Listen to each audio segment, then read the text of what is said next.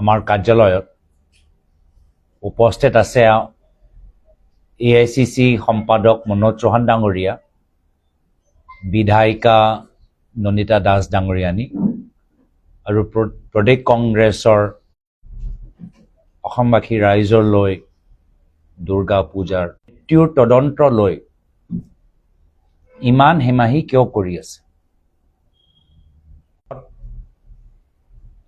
বিভিন্ন ধৰণৰ প্ৰশ্ন বহুত আশা কৰিছিল এইখন চৰকাৰৰ পৰা। বহুতে ভাবিছিল যে তদন্তৰ ক্ষেত্ৰত বৰ্তমানৰ হিমন্ত বিশ্ব শৰ্মা ডাঙৰীয়া চৰকাৰে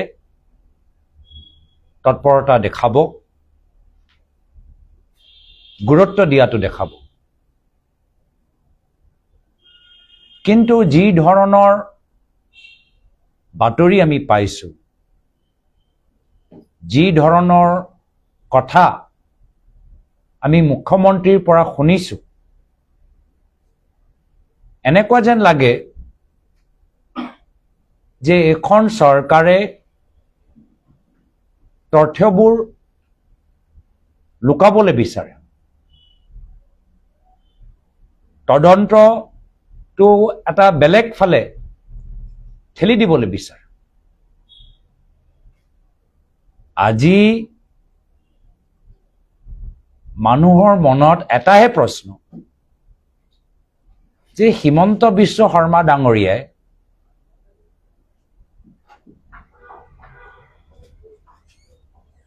শ্যামকানু মহন্ত আৰু সিদ্ধাৰ্থ শৰ্মাক VIP দৰে কিয় সন্মান দিছে? এই দুয়োজন ব্যক্তি, এজন মেনেজাৰ, এজন ইভেন্ট অৰ্গেনাইজাৰ। জুবিন গাৰ্গৰ মৃত্যুৰ সম্পৰ্কত গোটেই ঘটনাক্ৰমটো আটাইতকৈ বেছি ভালদৰে জনা হ'ল এই দুয়োগৰাকী ব্যক্তি, শ্যামকানু মহন্ত আৰু সিদ্ধাৰ্থ শৰ্মা। আজিৰ তাৰিখত আপোনালোকে ভাবি চাওক যে অসম চৰকাৰৰ গৃহ বিভাগ, মুখ্যমন্ত্ৰী হিমন্ত বিশ্ব শৰ্মা ডাঙৰীয়া ইমান লাহে লাহে এখন তদন্ত আগুৱাই লৈ গৈছে যে আজিৰ তাৰিখত এই দুয়োজনৰ পৰা এটা ষ্টেটমেণ্ট তেওঁলোকে পুলিচক দিবলৈ বাধ্য হোৱা নাই। এটা ষ্টেটমেণ্ট কি হ'ল, কেনেকৈ হ'ল, কেইটা বজাত হ'ল, কিয় গ'ল, কেনেকৈ গ'ল, এক ৰাতি আগত ক'ত আছিল, কি খালে, দুয়োজনৰ পৰা এটাও ষ্টেটমেণ্ট আজি তাৰিখত পুলিচ ল'বলৈ সক্ষম হোৱা নাই। মুখ্যমন্ত্ৰীয়ে পূজাৰ কথা কয়। ইমান ডাঙৰ VIP হ'লনে শ্যামকানু মহন্ত আৰু সিদ্ধাৰ্থ শৰ্মা যে গোটেই অসমৰ ৰাইজ পূজাৰ লোকে ৰৈ থাকিব লাগিব? জুবিন গাৰ্গৰ অনুৰাগীসকল পূজাৰ লোকে ৰৈ থাকিব লাগিব? কিয়? বাকীসকলৰ ওপৰতো তদন্ত চলি আছে, শেখৰ গোস্বামীৰ ওপৰতো তদন্ত চলি আছে, বেলেগ শিল্পীসকলকতো প্ৰশ্ন সোধা গৈছে। তো এই দুয়োজন কোন ডাঙৰ VIP হ'ল যাৰ কাৰণ অসম আৰক্ষী, SIT, CID ৰৈ থাকিব লাগিব? কাৰণ কি? কাৰণ পূজা হ'ব নোৱাৰে। যদি পূজা এটা কাৰণ আছিল তেতিয়া সকলোকে পূজা পিছতে সুধিলেহেঁতেন, কিন্তু সেইটোতো কৰা নাই। কাৰণ হ'ব পাৰে যে এই দুয়োজন বিজেপি দলৰ লগত তেওঁলোকৰ ঘনিষ্ঠ সম্পৰ্ক আছে।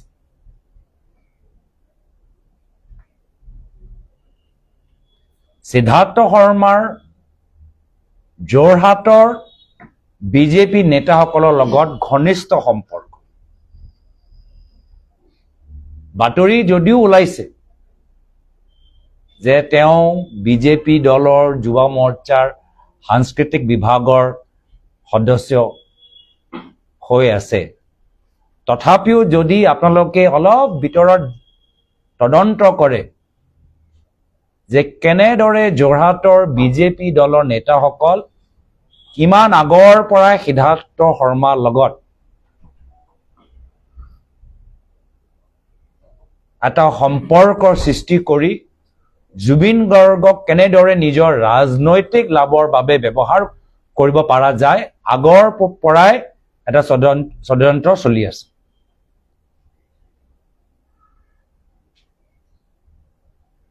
আৰু এছাম বিজেপি দলৰ নেতাসকলৰ লগত শ্যামকানু মহন্তৰ খুবেই ভাল মই ক'ব পাৰোঁ। যদি এই নৰ্থ ইষ্ট ফেষ্টিভেল, যি ফেষ্টিভেলৰ তেওঁ মুখ্য আয়োজক, যদি এই নৰ্থ ইষ্ট ফেষ্টিভেলৰ যদি আপোনালোকে ইনষ্টাগ্ৰাম হেণ্ডেলটো খুলি গোটেই আগৰ নৰ্থ ইষ্ট ফেষ্টিভেলৰ ফটোবোৰ যদি চায়, পোষ্টবোৰ যদি চায়, তেতিয়া আপোনালোকে মাত্ৰ বিজেপি দলৰ নেতা মন্ত্ৰী বাহিৰে আৰু কাকো দেখা নাপায়। বিজেপি দলৰ কেন্দ্ৰীয় মন্ত্ৰীয়ে হওক, বিজেপিৰ লগত সহযোগ কৰা বিভিন্ন ৰাজ্যত NDA চৰকাৰ য'ত আছে তেওঁলোকৰ মুখ্যমন্ত্ৰীয়ে হওক, বিজেপি আৰু NDA নেতৃত্বৰ বাহিৰে আৰু কাকো আপোনালোকে এই নৰ্থ ইষ্ট ফেষ্টিভেলৰ হেণ্ডেলত দেখা নাপাব।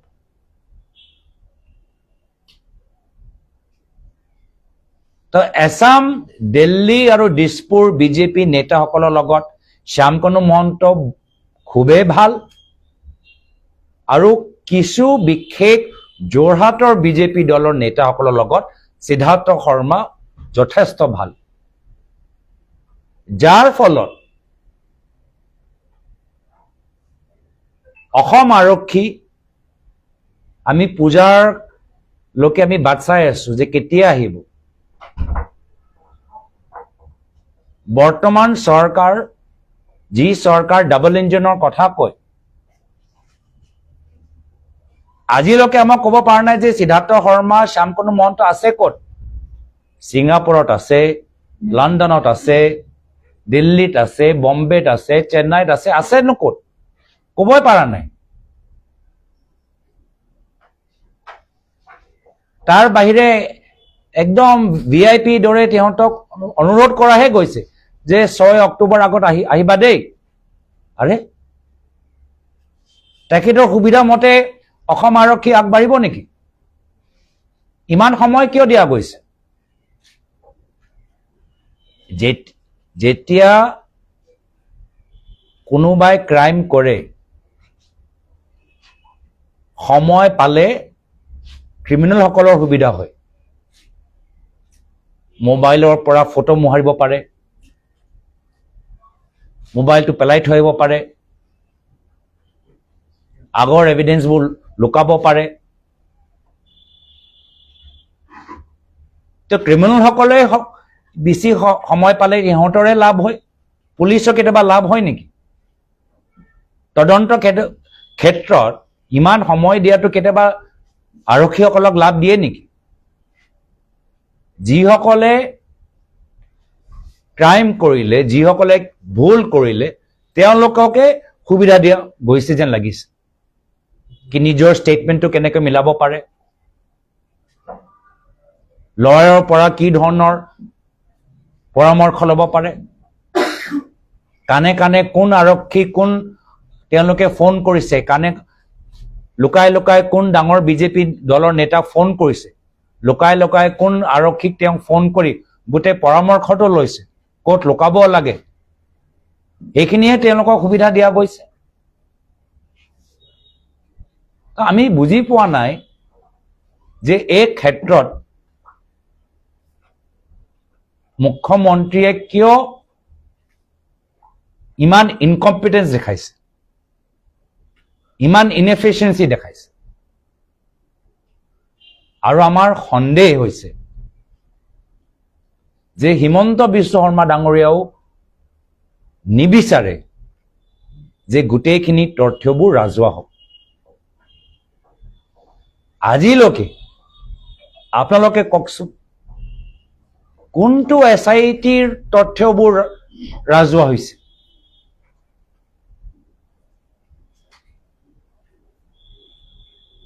জুনমণি ৰাভাৰ মৃত্যু কেনেদৰে হ'ল পিডব্লিউডি ইঞ্জিনিয়াৰ জ্যোতিষা দাসৰ সুইচাইডৰ ক্ষেত্ৰত কোন ব্যক্তি জড়িত হৈ আছে উমৰাংচাৰত কয়লা এই ইলিগেল ৰেট হল মাইনিঙত কেনেদৰে চলি আছে কোনটো প্ৰশ্নৰ উত্তৰ আজিৰ তাৰিখত হিমন্ত বিশ্ব শৰ্মা ডাঙৰীয়াৰ নিজৰ আৰক্ষীৰ যোগেদি অসমৰ ৰাইজক জনাব পাৰিছে আৰু সেইকাৰণে আমাৰ সন্দেহ যে যেতিয়ালৈকে হিমন্ত বিশ্ব শৰ্মা ডাঙৰীয়া মুখ্যমন্ত্ৰী হৈ থাকে অসমৰ ৰাইজে জুবিন গাৰ্গৰ মৃত্যুলৈ কেতিয়াও সঁচা কথাবোৰ গম নাপাব যিদৰে অসমৰ ৰাইজে আজিলৈকে গম নাপায় জুনমণি ৰাভাৰ হত্যা কেনেদৰে হ'ল যিদৰে অসমৰ ৰাইজে আজিলৈকে গম নাপায় যে জ্যোতিষা দাসৰ সুইচাইডৰ লগত কোন ৰাজনৈতিকভাৱে প্ৰভাৱশালী মন্ত্ৰী বা ব্যক্তি জড়িত হৈ আছে কেনেদৰে উমৰাংচাত ইমান ইলিগেল ৰেট হল মাইনিং চলি আছিল সেই একেৰাহে অসমৰ ৰাইজে হিমন্ত বিশ্ব শৰ্মা ডাঙৰীয়া মুখ্যমন্ত্ৰী হৈ থকা লোকে গম নাপাব তথ্যবোৰ নাজানিব যে জুবিন গাৰ্গৰ মৃত্যু কেনেদৰে হ'ল এতিয়া মুখ্যমন্ত্ৰীয়ে শেষত নিৰ্দেশ দিলে যে দ্বিতীয় পোষ্টমৰ্টেম হ'ব লাগে তো যদি ইয়াতে আমাৰ গুৱাহাটীৰ ভিতৰতে দ্বিতীয় পোষ্টমৰ্টেম হ'ল তে পোষ্টমৰ্টেমৰ তথ্যবোৰ ৰাজহুৱা কিয় নকৰে আমি অসমৰ ৰাইজে দেখিছো যে ছিংগাপুৰত পোষ্টমৰ্টেম ৰিপৰ্টত কি লিখা আছে কিন্তু গুৱাহাটীত হোৱা পোষ্টমৰ্টেমৰ ৰিপৰ্ট অসমৰ ৰাইজে আজিলৈকে দেখা পোৱা নাই কিয় দ্বিতীয়বাৰ পোষ্টমৰ্টেম কৰা অন্তিম দিনত অন্তিম যাত্ৰা আৰম্ভ কৰা আগত নৰ্চৰ দেশটো কষ্ট দিয়া যি কাম কৰা গ'ল এই কষ্ট দিয়াৰ পিছত ৰাইজে কিয় গম পোৱা নাই যে দ্বিতীয় পোষ্টমৰ্টেমত কি লিখা আছে কি হ'ল কিয় তাত কি লুকাবলৈ আছে সেইটো কয় নহয় লিগেল মিনছ দি জনাব লাগে পোষ্টমৰ্টেম হ'ল নে নাই হোৱা কি পালে কিয় অসমৰ ৰাইজক এইখিনি কথা আমি জনাবলৈ সক্ষম হোৱা নাই ঘটনাক্ৰমটো আজিলৈকে আমি জানিবলৈ পৰা নাই আজি দুখ লাগে যে অনুৰাগীসকল আমাৰ অসমৰ জুবিন গাৰ্গৰ অনুৰাগীসকল মোক ক'বই লাগিব আটাইতকৈ ধৈৰ্য তেওঁলোকে দেখাইছে ইতিহাসত যদি আপোনালোকে বেলেগ ৰাজ্যত দেখা পায় য'ত এগৰাকী মহান শিল্পীৰ মৃত্যু হৈছে তাত কিছুদিনলৈকে অৰাজকতাৰ সৃষ্টি হয় দোকানবোৰ জ্বলাই দিয়ে টায়াৰ জ্বলাই দিয়ে গাড়ী ভাঙি দিয়ে কিন্তু অসমৰ জুবিন গাৰ্গৰ অনুৰাগীসকলৰ ধৈৰ্য মই মানিছো মই সেলিউট কৰিছো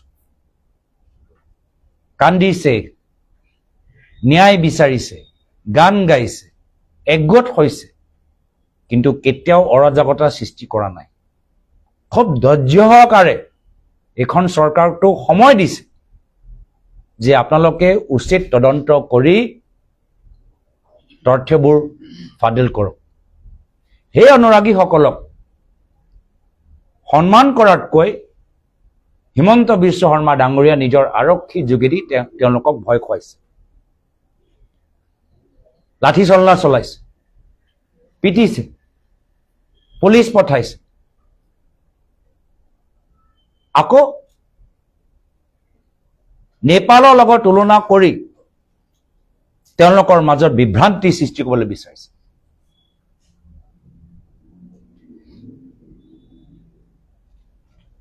নেপালৰ লগত কি ইয়াত আমাৰ অসমৰ জুবিন গাৰ্গ অনুৰাগীসকলৰ লগত তুলনা কৰি তেওঁলোকৰ সৎ উদ্দেশ্যটো আপোনালোকে অপমানিত কৰিবলৈ বিচাৰে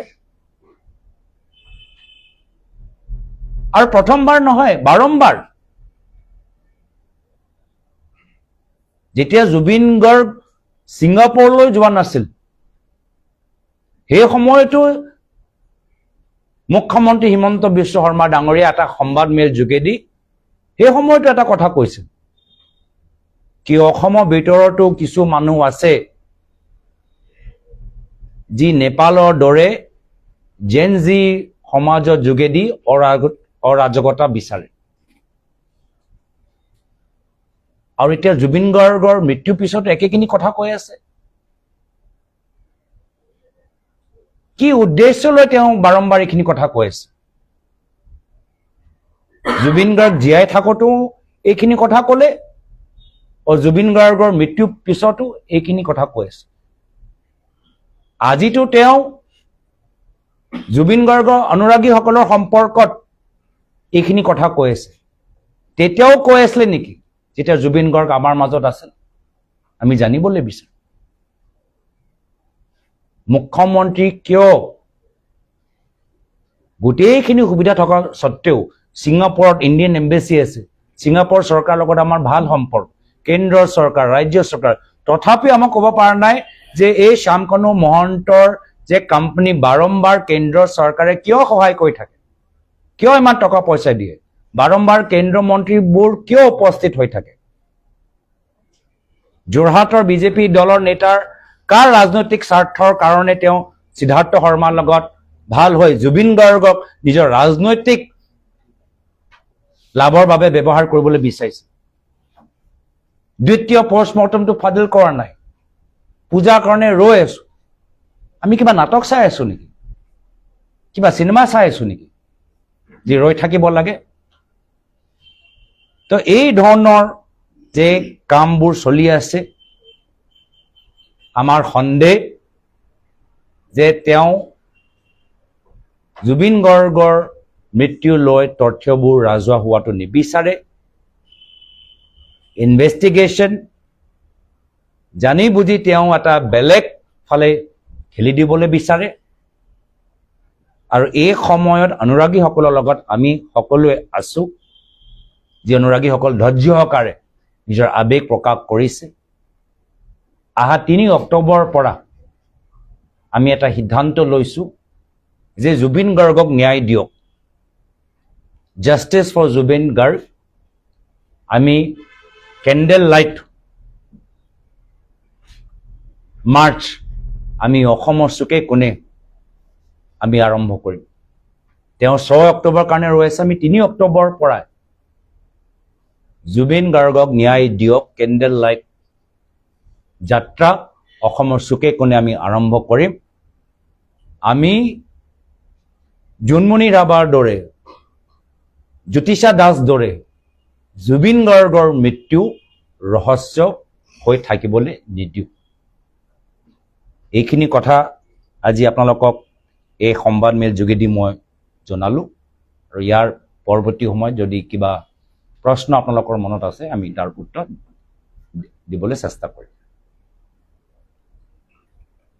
গোটেই বিষয়টো দেখা গৈছে এছআইটিয়ে মাতিছে 3 দিনকৈ মাতিছে তেওঁলোকে তালাচী চলাইছে বিভিন্ন সামগ্ৰী জব্দ কৰিছে কিন্তু অসমৰ ৰাইজে যেনেকৈ বিচাৰি সকলোৱে যেনেকৈ বিচাৰি আছে তেনেধৰণে ঘটনাটো হোৱা নাই কোনোবা বেলেগ দেশত বেলেগ দেশৰ ভিতৰত বা ভাৰতৰ ভিতৰত বেলেগ এটা সময়ত বেলেগ এটা ৰাজ্যত লগে লগে আজি প্ৰথম ষ্টেটমেণ্ট মেনেজাৰ আহিলহেঁতেন, লগে লগে প্ৰথম ষ্টেটমেণ্ট ইভেণ্ট অৰ্গেনাইজাৰ আহিলহেঁতেন।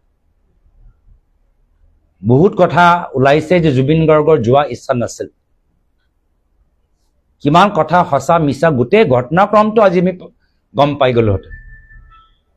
সেইকাৰণেতো কৈছো ইয়াত VIP দৰে ইহঁতক ৰেড কাৰ্পেট ট্ৰিটমেণ্ট দিয়া গৈছে, VIP ষ্টেটাছ দিয়া গৈছে, ইচ্ছামতে ভিডিঅ' বাইট এৰি আছে।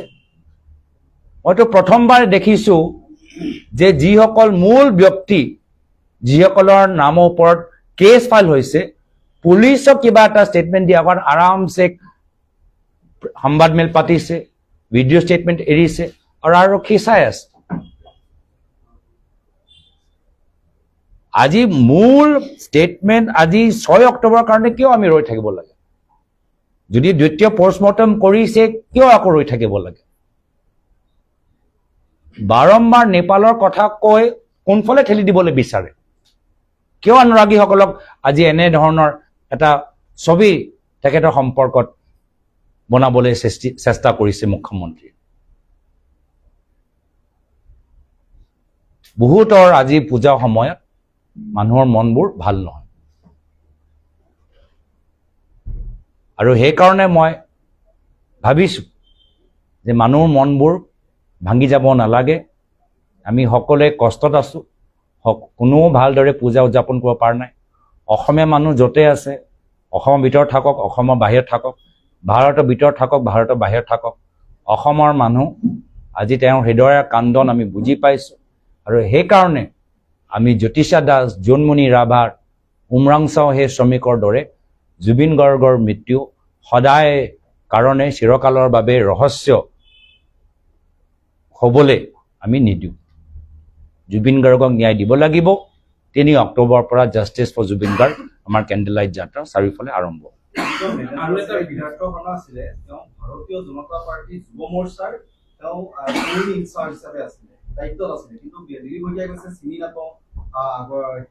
মই কৈছো তেওঁ তাতকৈ মাত্ৰ এজন সাধাৰণ সদস্য হিচাপতকৈও যোৰহাটৰ এছাম বিজেপি দলৰ নেতাৰ লগত খুব ভাল সম্পৰ্ক, আৰু সেই নেতাসকলো সিদ্ধাৰ্থ শৰ্মাৰ কাৰণে নহয়। সিদ্ধাৰ্থ শৰ্মা কাৰ মেনেজাৰ? জুবিন গাৰ্গৰ মেনেজাৰ কাৰণে সিদ্ধাৰ্থক লৈ জুবিন গাৰ্গক কেনেদৰে ৰাজনৈতিকভাৱে এটা অস্ত্ৰ বা জুবিন গাৰ্গৰ নাম লৈ নিজকে ৰাজনৈতিকভাৱে আগুৱাই লৈ যাব পাৰে, সেয়া তেওঁলোকৰ এটা এতিয়াৰ পৰা নহয়, আগৰ পৰা এটা ৰাজনৈতিক তেওঁলোকে পৰিকল্পনা চলাই আছে। তো সিদ্ধাৰ্থ শৰ্মা এছাম যোৰহাটৰ বিজেপি দলৰ নেতাৰ লগত খুবেই ঘনিষ্ঠ, আৰু শ্যাম কানু মহন্ত দিল্লী আৰু দিছপুৰৰ কিছু বিজেপি দলৰ নেতাসকলৰ লগত যথেষ্ট ঘনিষ্ঠ, আৰু হ'ব পাৰে ইয়াৰ কাৰণেহে বৰ্তমান হিমন্ত বিশ্ব শৰ্মা ডাঙৰীয়াৰ চৰকাৰে তদন্তৰ ক্ষেত্ৰত ইমান ইনকম্পিটেন্স, ইমান ইনএফিচিয়েঞ্চি, ইমান দুৰ্বলতা তেওঁ দুজনৰ প্ৰতি দেখাই আছে।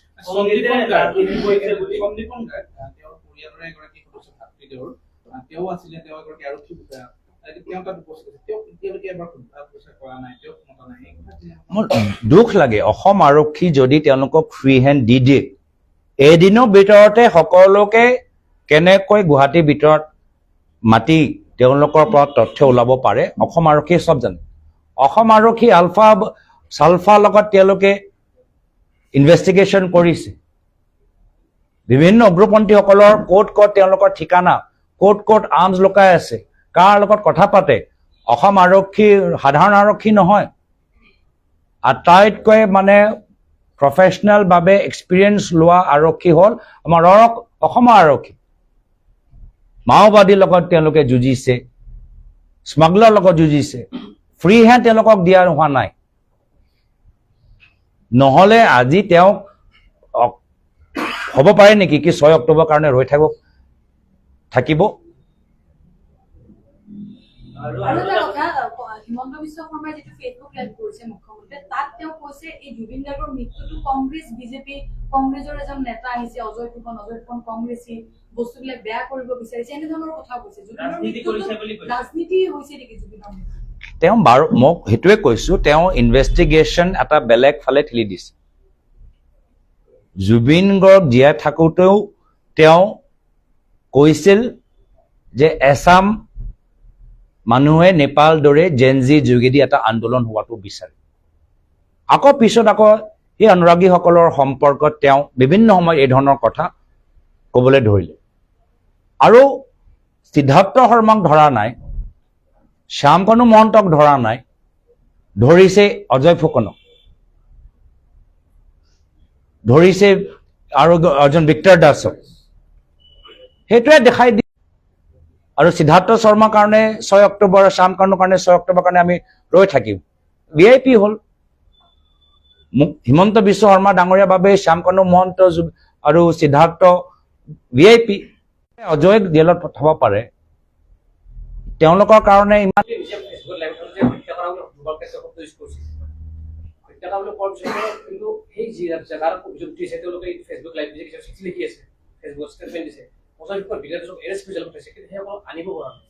সেইটোৱে কৈছো ইমান মানে দুৰ্বলতা কিয় আজি তাৰিখত বেন কৰিলে কিবা ডাঙৰ কথা কৰিলে নেকি বেন কৰিলে কিবা ডাঙৰ কাম কৰিলে নেকি চৰকাৰে একো আমি শ্যামকানু মহন্তৰ সেই কোম্পানীটো বেন কৰিলো কি ডাঙৰ কাম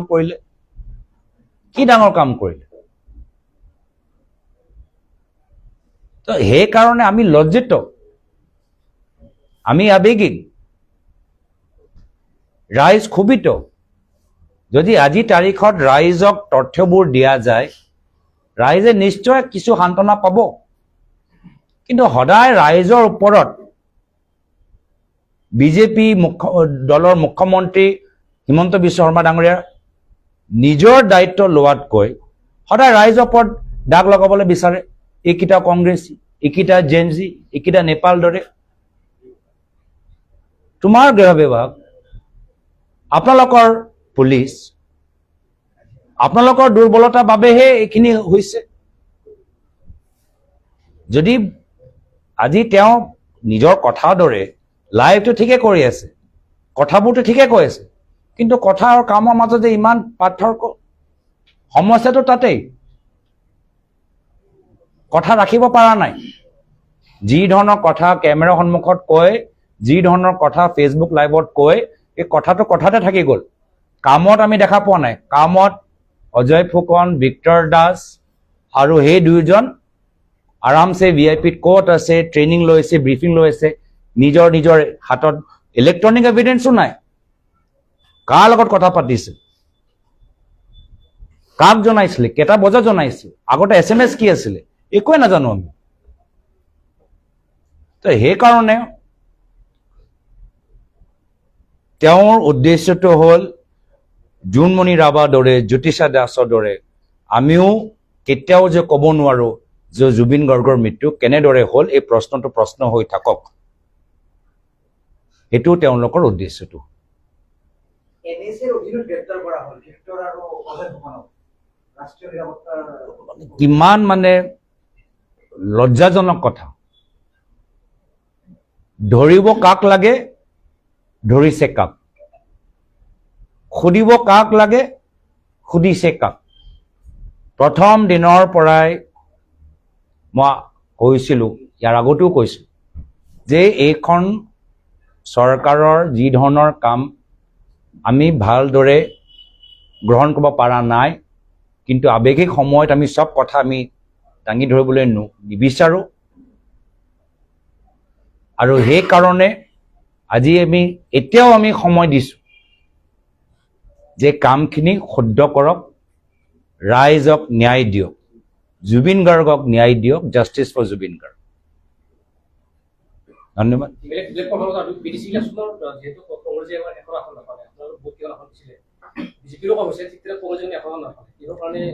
বৰ্তমান আমিতো স্বীকাৰ কৰিছোঁ যে যিদৰে আমাৰ ফলাফল হ'ব লাগিছিল হোৱা নাই কিন্তু বিজেপি দলটো সেইটোও স্বীকাৰ কৰা নাই তেওঁৰ মতেতো সব ভাল তেওঁৰ মতে এতিয়া চব NDA প্ৰচাৰৰ সময়তো তেওঁ নিজেই কৈছিলে যে VCDCয়ে পইচা খালে সেই সময়তো VCDC UPPL হৈ গ'ল এতিয়া নিৰ্বাচনৰ ফলাফল এতিয়া NDA হৈ গ'ল কোনটো সঁচা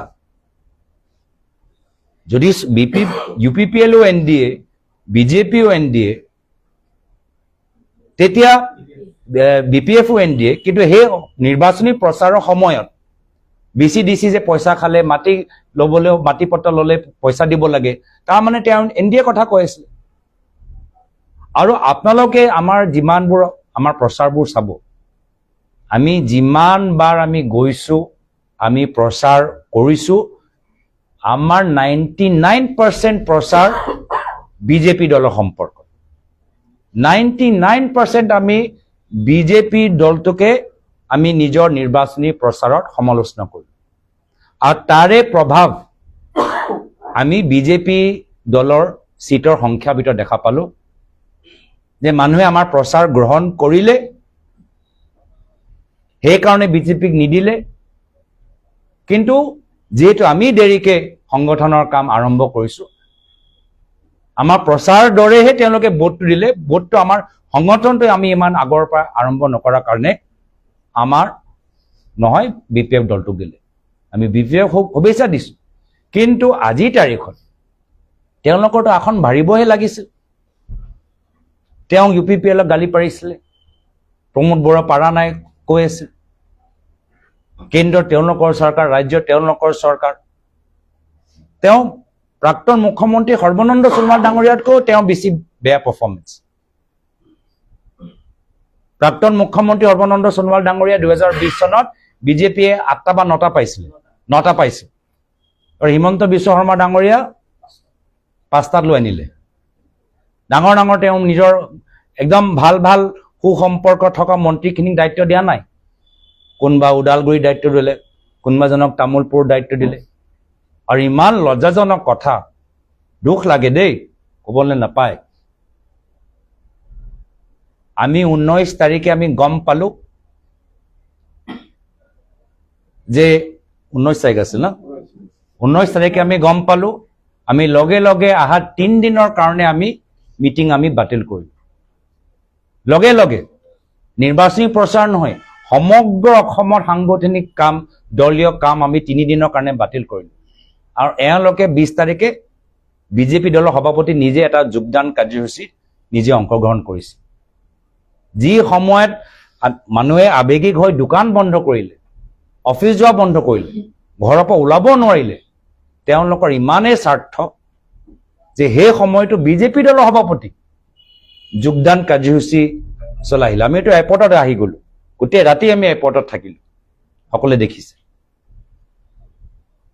তো সেই কাৰণে মই ভাবো আমাৰ ফলাফল আমাৰ প্ৰচাৰ কংগ্ৰেছলৈ যিদৰে বিজেপি বিৰুদ্ধে এটা প্ৰচাৰ যোৱা 2 মাহৰ ভিতৰত বিটিআৰ নিৰ্বাচনত চলালে হেতু বিজেপি দলৰ ফলাফলৰ পিছত আৰু এটা কাৰণ যাৰ বাবে বিজেপি দলৰ সংখ্যা কমি আহিলে Mr. Gogoi, would you please brief on whether you are satisfied with the investigation of the SIT on the Jubin Garg case? This is not an investigation.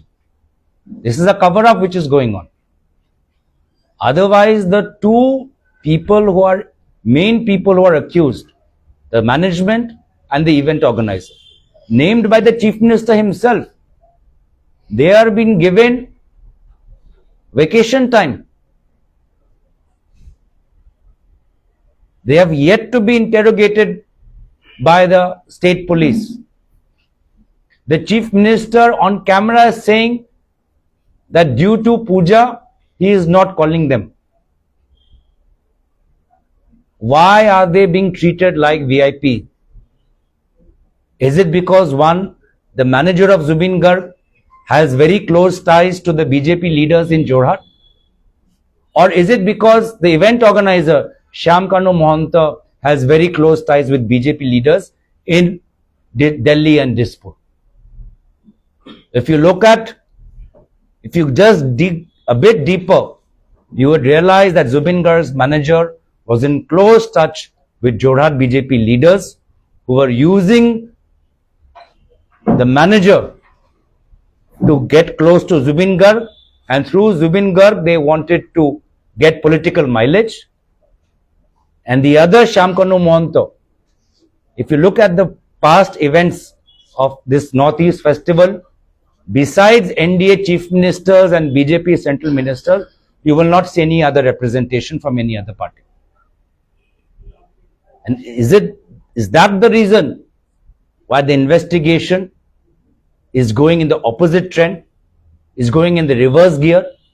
State police are arresting supporters of Zubin Garg. Their police are beating up fans of Zubin Garg. And the two main people who are named, they remain scot-free. They are allowed to tamper the evidence if they want to. They are allowed to coordinate amongst themselves if they want to. They are allowed to secure all forms of legal relief that they are allowed to. And the police is remaining a mute spectator. We oppose this. Therefore, the Congress party, starting from October 3rd, will start a Justice for Zubin Garg, Zubin Garg ko Nyay Do, candlelight rallies, marches, yatras in all parts of Assam. Two protesters, namely Ajay Fukonde and Victor Das, have been held by the Assam police. On the other hand, Shyamkanu Mohanto and Siddharth Sharma are still at large. The chief, till the time Himanta Biswa Sharma remains the chief minister of Assam, people of Assam will not know how did Zubin Garg die. Himanta Biswa Sharma ji will ensure that nothing comes on public record. Even the second post-mortem conducted by the Assam government, even the details of that second post-mortem report are not being made public. People of Assam have read the post-mortem report conducted by Singapore authorities, but the second report done in Assam remains a secret. And therefore, I am again reiterating, till the time Himanta Biswa Sharma remains the chief minister, the truth behind Zubin Garg's death will not come out. Thank you. BTF কৈছিলে যে BTC এলাকা ফিসিটিসি অন্তত যে চুক্তি ফিসিটিসি লগত পাবলৈ যাব আৰু বিজেপি কৈছিলে যে ফিসিটিসি নোহোৱা কৰি দিম কৈছিলে ইলেকশ্যন লগত আৰু উচিত কৰিম কৈছিলে, কিন্তু বিজেপি কৈছিলে মাত্ৰ বাৰ্তা দিব আৰু ফিসিটিসি তেওঁলোকৰ যিটো চুক্তি মতে তেওঁলোক পাতিব পাতি দিব নোৱাৰে। লগতে চিয়ামে এতিয়া কৈছে যে জবিন গাৰ্গৰ মৃত্যুৰ তিনি তেওঁলোক প্ৰচাৰ কৰিব নোৱাৰা কাৰণে তেওঁলোকৰ আসন কমি গৈছে, হয়তো এনেকুৱা নহ'ল।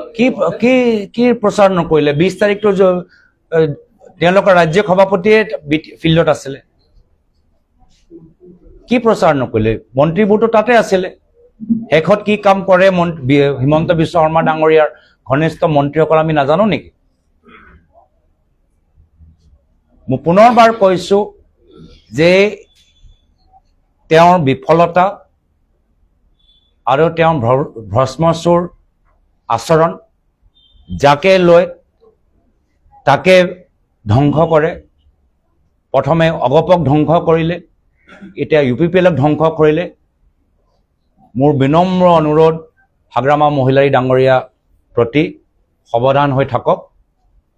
হিমন্ত বিশ্ব শৰ্মা ডাঙৰীয়াৰ এই ব্ৰহ্মচুৰ এই যে প্ৰভাৱ তেখেতৰ গাত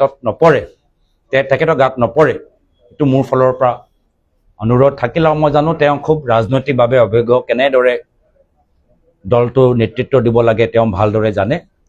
আৰু আমাৰ কংগ্ৰেছ দলৰ 99% আমি যে প্ৰচাৰ চব আমি বিজেপিৰ বিৰুদ্ধে। আমি UPPL আৰু BPF নিজৰ নিৰ্বাচনী বক্তৃতাত তেওঁ দুটা দলৰ ওপৰত আমি বেছি কোৱাই নাছিল।